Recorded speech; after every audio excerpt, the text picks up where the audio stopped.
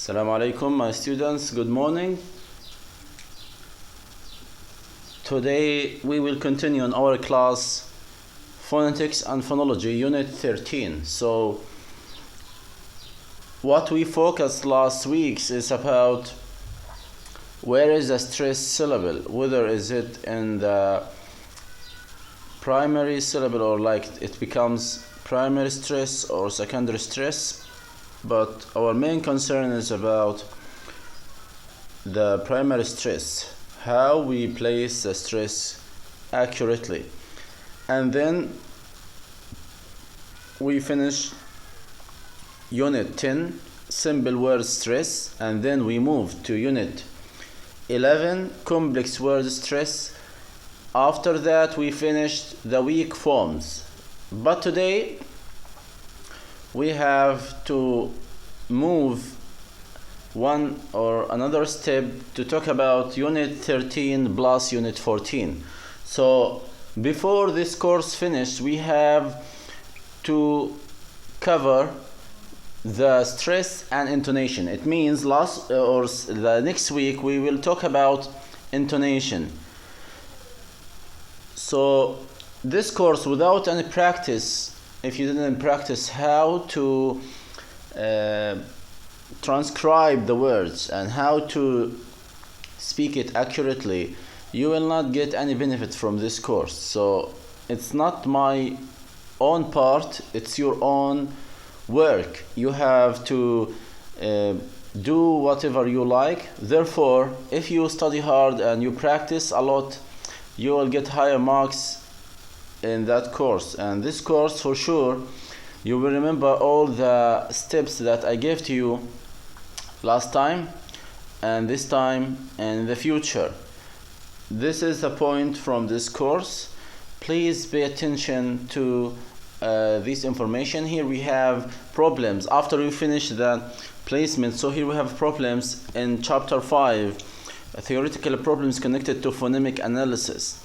And when we talk about the phoneme that has articulatory or that has manner of articulation and a place of articulation plus voice and voices, this is called the features of consonant. But let's look at the problems here. Like, there are problems of different types. In some cases we have difficulty in deciding on the overall phonemic system of the accent we are studying, while in other we are concerned about how a particular sound fits into the system. So we have affricates. We talk about this manner. Ch, ja. This is phonetically composed of plosive followed by affricative. In chapter 6 we covered this as well. But what's the case here? They say that it composes two phonemes, t and plus sha. So cha, and this is da plus ja, so it's become ja respectively. يعني على التوالي. Two phoneme analysis, cha, ja. If we adopted the two phoneme analysis, the word church, judge. So this is the transcription for church, church, judge. So you can see here we can recognize the judge, which has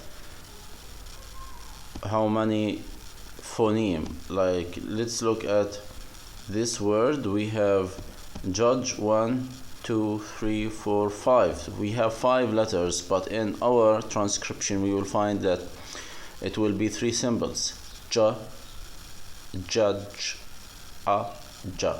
And here church is same. We have 1, 2, 3, 4, 5, 6. We have 6 phonemes, and but the transcription only 3 symbols. And that's why a lot of the students, maybe they will not understand how to transcribe it accurately. So we have here the argument about which one is preferable for one phoneme. That's called phonetic or allophonic. We have here some examples like hutch, hush, welsh, so, and watch. So these examples, just to keep in your mind, just to understand how we can enlist some examples. Not important for me to understand all of these points, but it's good if you realize how they listed. Okay, so we say cha, ja, still the same argument about it. Like sometimes we have T at the end, like here watched. We didn't say watched by D, we say watched by T. So we have here widged, we finish it by D, not T. So that's what we need to understand, how we understand the consonant clusters and how we finish it accurately, sometime with T, sometime D. This is for you to understand. Finally, we have here what? We have naive speakers feel about their own language. Like for us, like we speak English as a foreign language, we commit a lot of mistakes. That's very normal for us. So let's move to the next part. So the first part is just about cha and ja. You can bring an example and say that it's quite hard for some students to differentiate between ja and ja, how we can minimize phonemes into the symbols. We have here English vowel system. We talked about it before, and here the point, like we have e, a, u, schwa. So the point here, we need to find the examples to understand. So we have long vowels, we have short vowels. So the brackets here, sometimes people will transcribe it like this and they forgot that symbol. We have to remind them that the accurate symbol is very important. Like here, we cannot put this symbol, we have to put this symbol.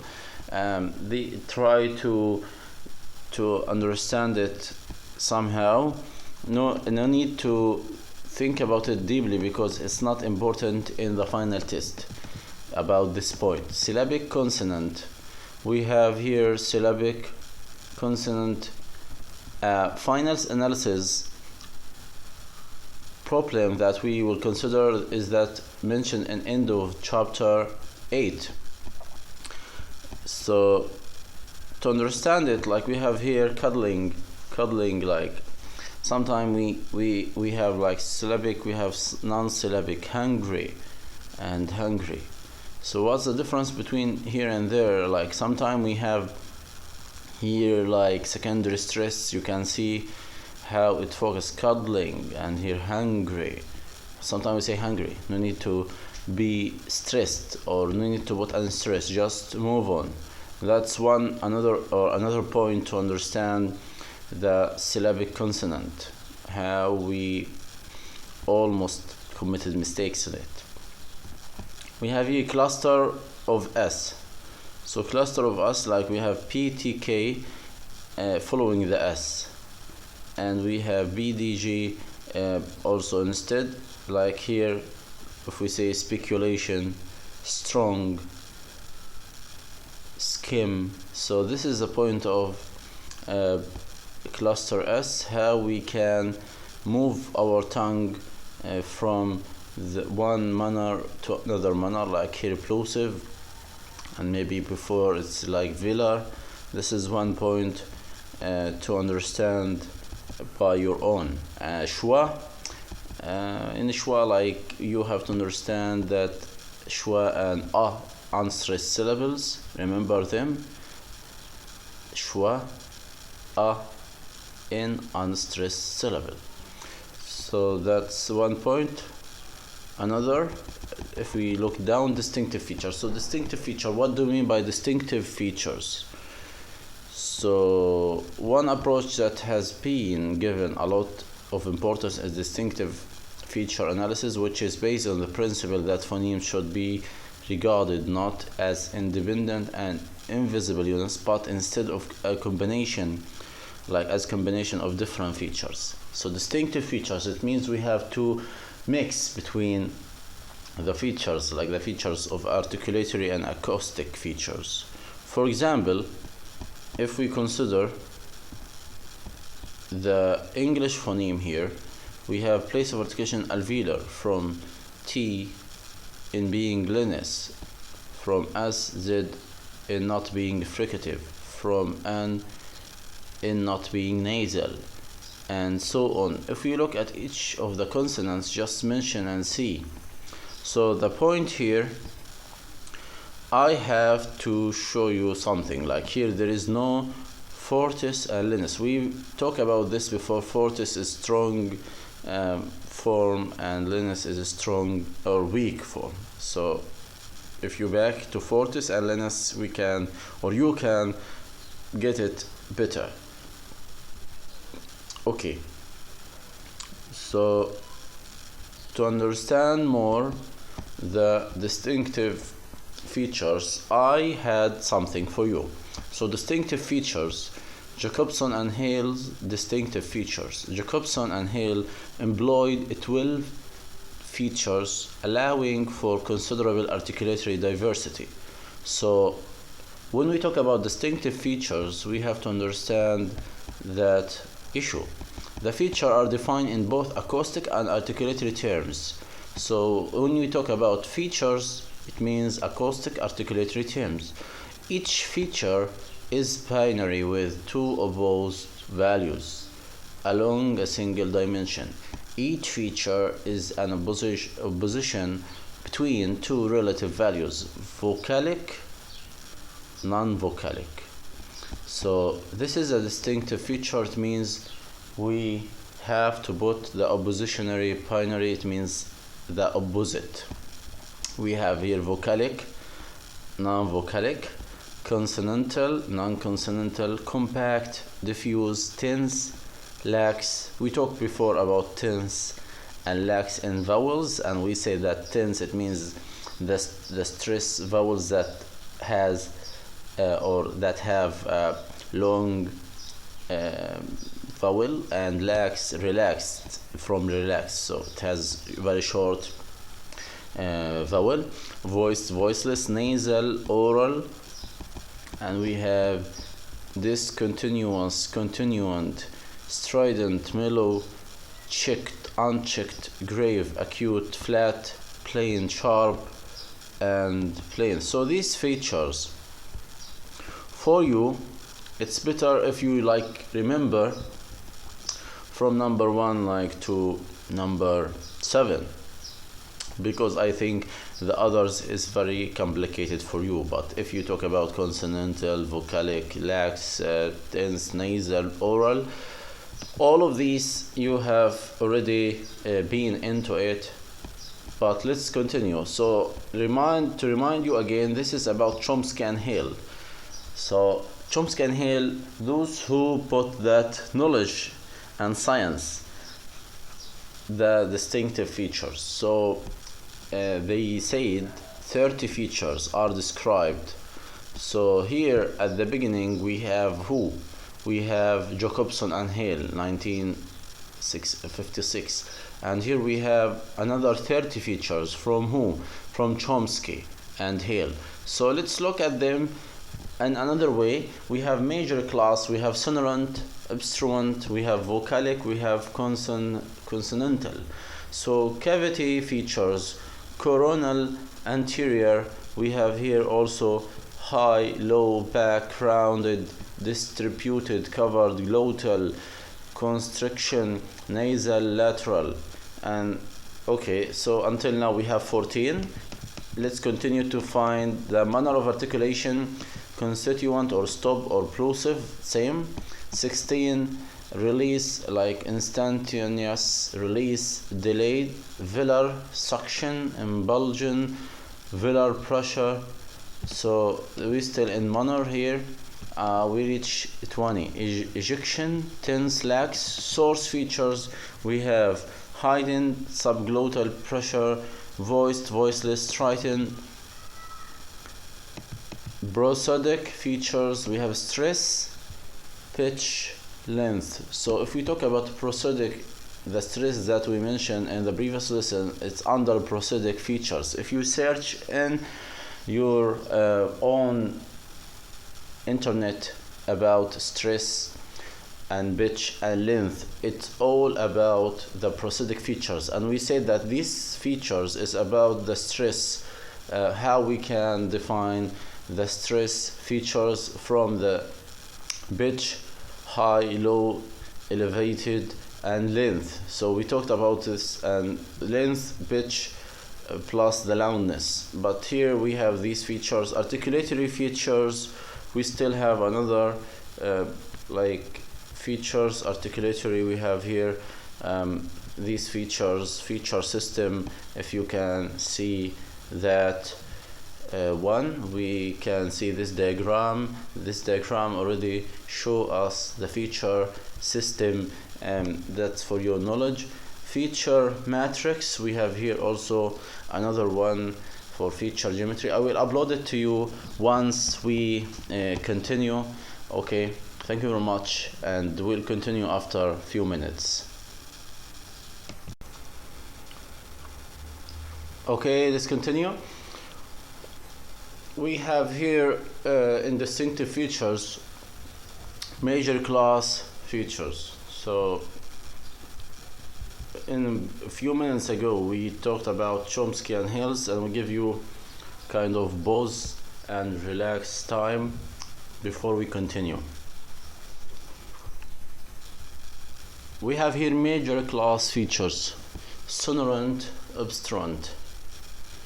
You can check it out from the internet. What do you mean by sonorant, obstruent? I'm not going to explain each part, but when you talk about obstruent, it's about how we do some obstruction for the phonemes or the consonant letters.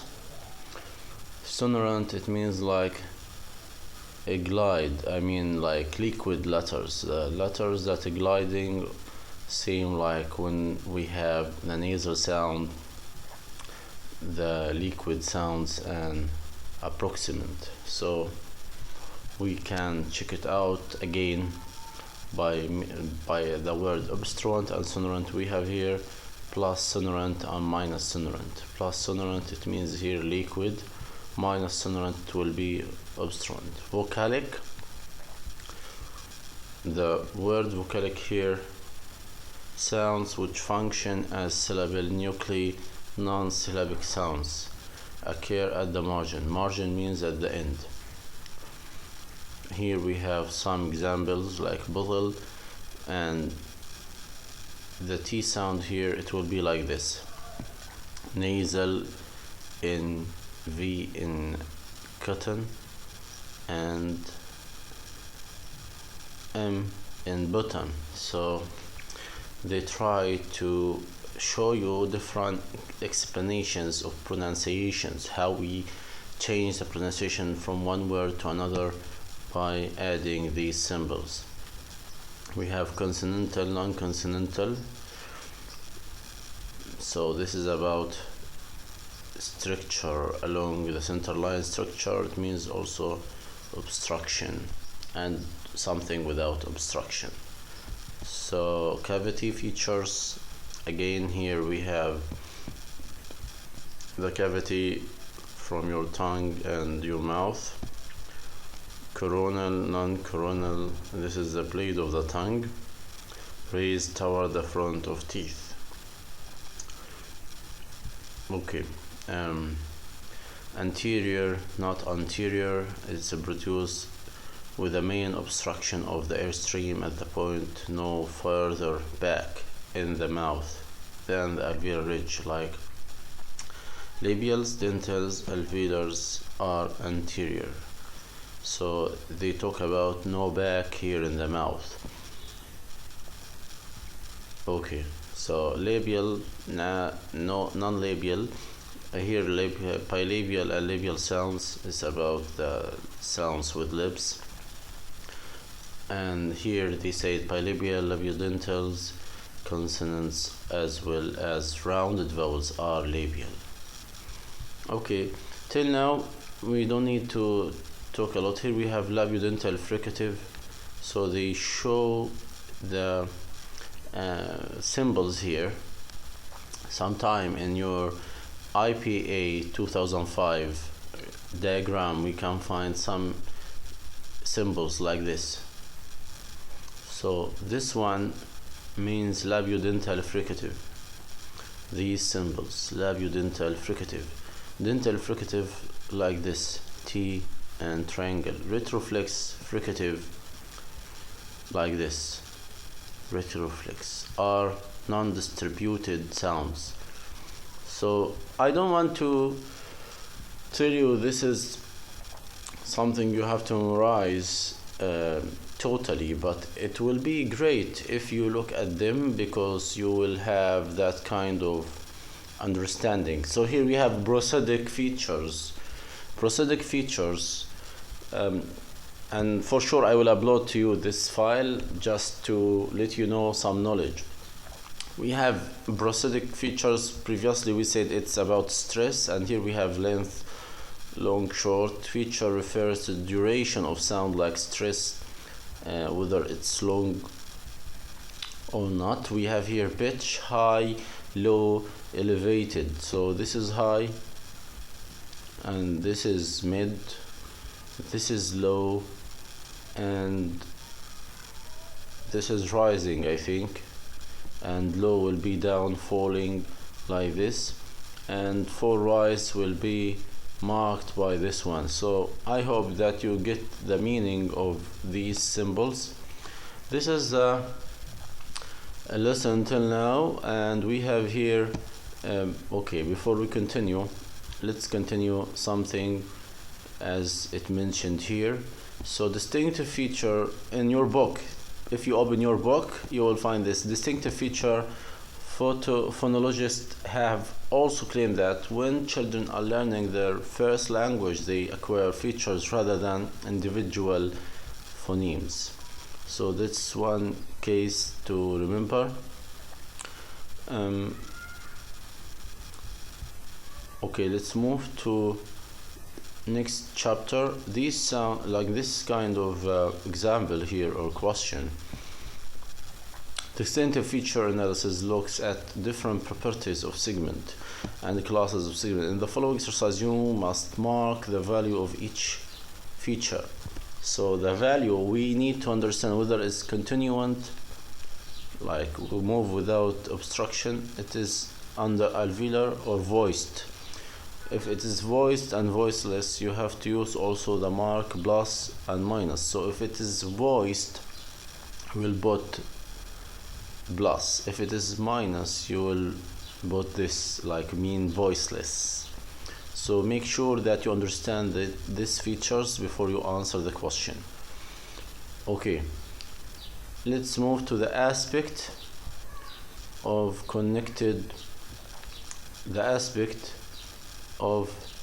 connected speech. So now we are in unit 14. In unit 14, what we have to understand is the phonological process. So when we talk about phonological process, sometimes we pronounce 2 or 3 words together and we omit some phonemes or some letters, and that's why we have to understand the mechanical speech approach. Has many lessons to teach us about pronunciation, teaching, and learning. Okay, great. So the first point here about the lesson of mechanical speech, we have rhythm. The notion of rhythm involves some noticeable event happening at regular intervals of time.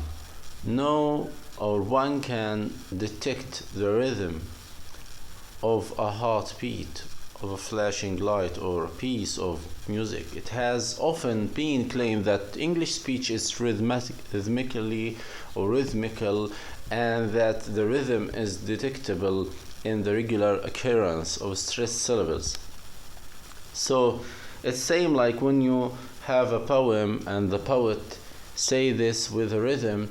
It's very complicated to arrange the words. The word order will be quite hard to find that rhythm, but they say that English has stress timed rhythm implies that stressed syllables will tend to occur at relatively regular intervals, whether they are separated by unstressed syllables or not. So the point here, when we raise and lower our voices, so the voice here, or the voices that we pronounce, sometimes it has like timely or relatively regular intervals. That's the point. For example, in this sentence, the stressed syllables are given numbers. When we talk about stressed syllables are given numbers, syllables 1 and 2 are not separated by any unstressed syllables. So when we talk about 1 and 2, there is no stress in the syllables. That's why we have to understand maybe 3 and 4 and 5 can be included one syllable somehow. So walk down the path to the end of the canal. So here we have primary stress. At the end we have the stress in the second syllable. That's the way for understanding syllable timed rhythm, how we can find it in Russian and Arabic language. They say English has syllable timed rhythm, but Russian and Arabic, they have similar of English.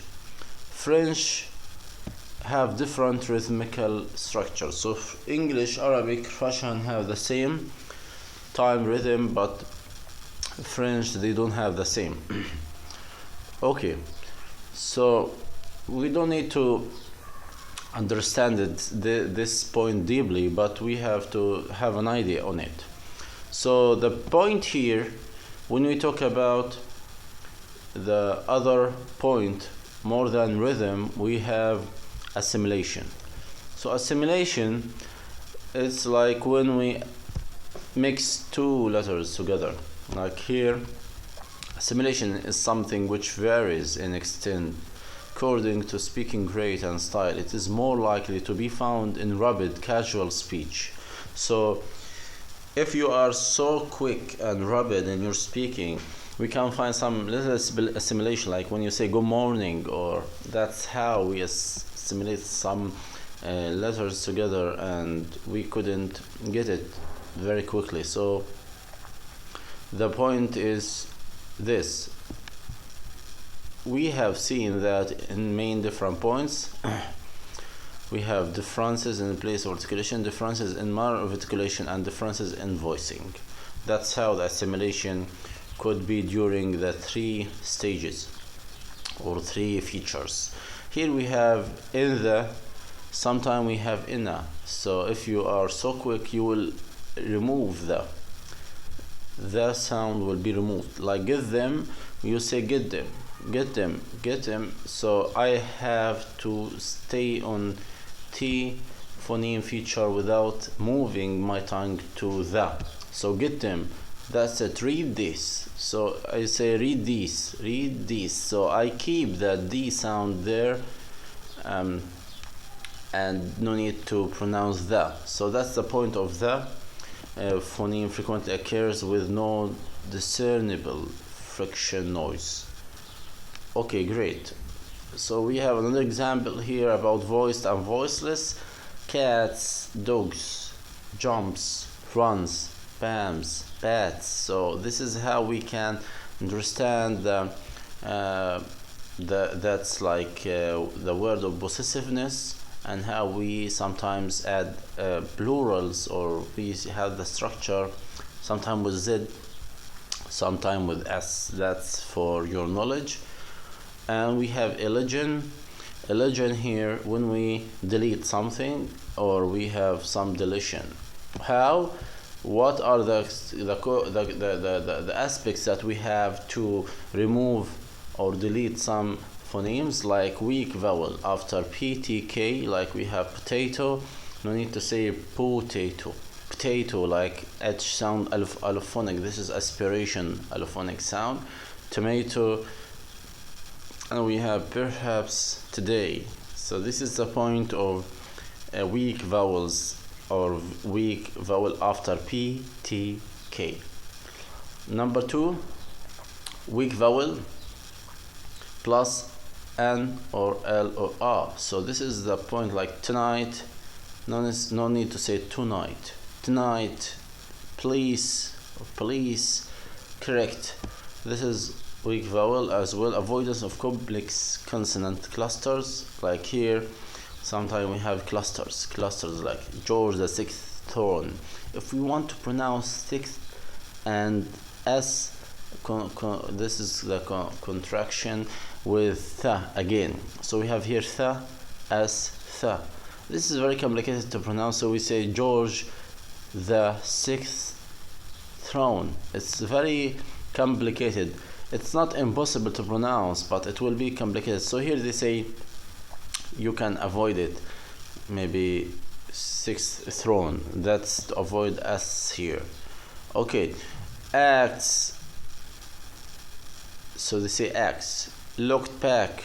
Here they say like look back. No need to pronounce D. Scripts. No need to say scripts by T. Scripts. So it's okay for you to have that illusion. Lots of final V. We have here lots of them. Waste of money. Waste of money. So no need to pronounce V here. So lots of final V, like waste of money, lots of them. So we can delete V in that condition when we say of. No need to mention of a lot. So that's very great idea and knowledge to realize. Here we have also another point of contraction. How we minimize it, like here let's look at this. Like when we have contraction, like we don't have to write or to speak well. Sometimes say I'll go to the school. I'll, not I will. So these kind of contraction, we minimize them into like have ve, like I've, not, that's don't, not say do not. We cannot pronounce not fully. So here can, can't, do, don't, shall, shan't. So this is shan't. This is very great knowledge like this to realize, like shan't, it's written like this. So we have also are, as you can see, you are, you were. So this is the point of contraction, how we spelled with schwa. Linking here, but if it's linked to another word, we have to pronounce it here are. 4 and 4 eggs, we have to pronounce our sound. So that point here, as I mentioned, it's very clear to you how we pronounce it. Somehow we also need to look at these examples. So again, to see this kind of file, assimilation referred to modification of the sound. We have voice assimilation. So this is kind of extra knowledge about the phonological processes. Voice assimilation. So voice assimilation, as we said in dogs. So this is assimilation, like how we have roses, IZ, we have bits by S, we have like bits or Z in bills. So the point here, this is assimilation, that how we change see, sees, paint, paints, rub, rubs, teach, teaches, judge, judges. So place of articulation. So let's look at other examples down here. We have in the nasal assimilation, we have sometimes nasal assimilation, a manner of articulation, that side. So we avoid saying that by T, we say that side. So you can see S, so that side. Good night, good night, good night. So how here the point is like where final plosive becomes a fricative or nasal. So the last sound will be nasal sound. We avoid to have plosive. Okay, great. Let's continue. The direction of assimilation, we have regressive assimilation and progressive. So let's look at the examples here. M, N, Eng, and we have Ang, like this is palatal and velar consonants. We have to be aware of the two symbols here. It's used sometime for assimilation. Okay, great. Amazing. That's to continue here. We have like key. We put what? This is palatalization. Palatalization. We have to add like plus under the what we call the phoneme, like here indicated by subscript plus under the phoneme, like this is called palatalization. That's for your knowledge to understand that plus under the letter, like here we have key, ka, so keys. So keys, we can recognize that everything change when we have ka and ga. Like here we have keep, cam, or calm, keep. Okay, palatalization here, his shoes. So his, it will be like change here. Nice shirt. Okay, sorry. Nice shirt. So the S sound will be sha. Nice shirt. John's short. Okay, we have also labelization. Pool, like put W. This is about rounding. To shoe. So we can feel W. Rounded vowel will be added there. We also have nasalization, we have filarization, we have elision. So let's look at elision. Here we have an example like potato, tomato, as we mentioned. We have also police, tonight, same examples, and we also have linking, also same examples. Last, we have R may be used in similar to link word ends with a vowel, like Formula 1. We say Formula or Formula A. We say we add R sound, very, how to say it, like this is very reduced R sound. Formula A. Australia, all out. Media, event. So why we add R at the end or reduce R? This is called intrusive R. Intrusive R, though it is considered as incorrect, its use is widespread. So that's the point here to talk about it. So this is called intrusive R. We have linking, we have elision, we have velarization. So talk about or look at these kind of phonological processes. And thank you for listening to this lesson. I wish to talk to you again in the next time about the intonation. I think we will have to answer some questions I will raise to you. You have to study unit 13 and unit 14. This is for your knowledge. It will be great. I think in here we have aspect of connected speech. Unit 14 has so many issues about the pronunciation. Like here we have draw tree diagram of rhythmical structure. We don't need to draw tree diagram. That's to understand the point here. Just have a knowledge on it. But this question is great or amazing for you when we have the transcription, careful transcription. That's to have a knowledge about transcription, the elision, assimilation. This is great if you have answered this. I try to upload it to you or ask you to answer this question later on. If you have any question, you can ask me. I have waited you to ask me some questions, but no one is there. I think maybe you're still busy because of that like emergency case. Thank you again and see you later.